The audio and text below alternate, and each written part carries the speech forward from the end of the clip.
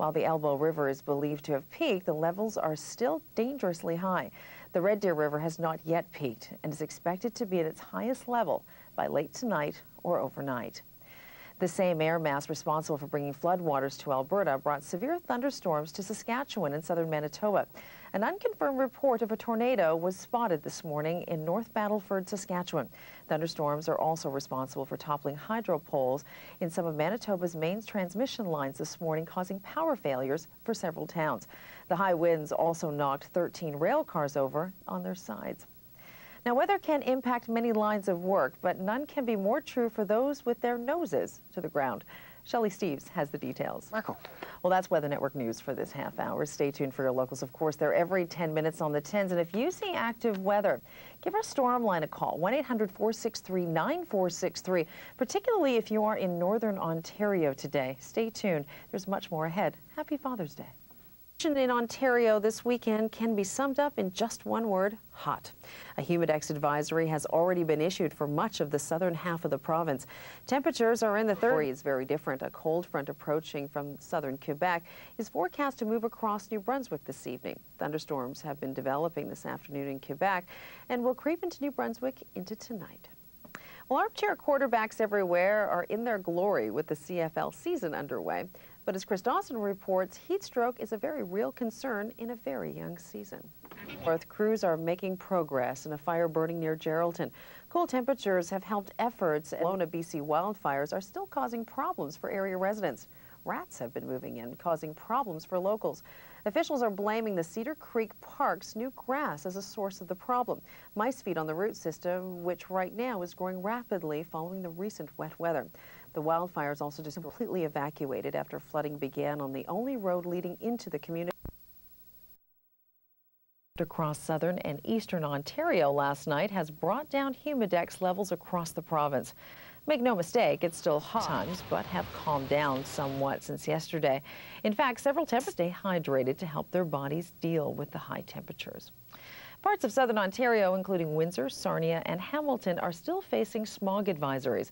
Advisories have ended in Ontario now, where crews have been making significant progress on a fire burning near Geraldton. Cool winds yesterday sparked some flaring to build a 9-kilometer dike along the rising Saskatchewan River.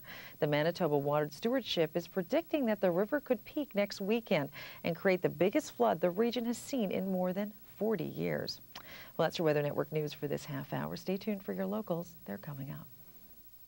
Across the prairies have spawned one possible funnel cloud. A caller to our Saskatchewan is also expected to bring more rain and thunderstorms to waterlogged areas of southern Manitoba today and is already more than 6 meters above normal levels. In fact, the Red River is approaching, declared in De Lorraine, southwest of Brandon.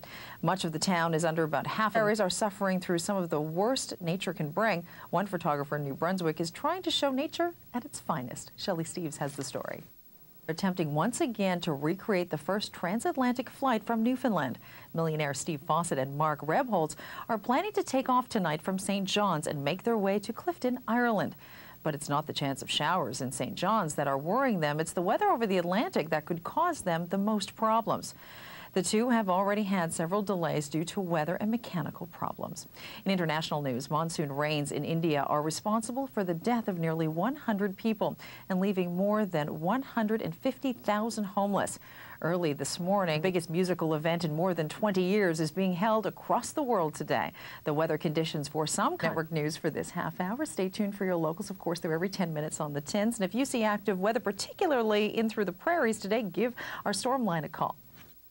Canada has confirmed a tornado touchdown last night around 8:20 near the lake come to a close, with almost 1 million people attending 9 concerts simultaneously all over the world and billions more watching it from the comfort of their homes. This is an event that will not be forgotten soon. Interestingly, the weather in the various locations is about as diverse as the people attending. In weeks of weather and mechanical delays, 2 pilots have successfully completed their historic recreation of the first transatlantic flight. Pilots Steve Fawcett and Mark Rebholz landed in 1919. Well, these past few days have been quite comfortable for those in southern and central Ontario. While it's slightly windy on Friday, temperatures in the mid-20s and hardly any humidity have made it overall quite a nice weekend. much better than the hot, sticky weather much of the province has been dealing with during the month of June. Unfortunately, the hot, sticky weather is going to be making a comeback.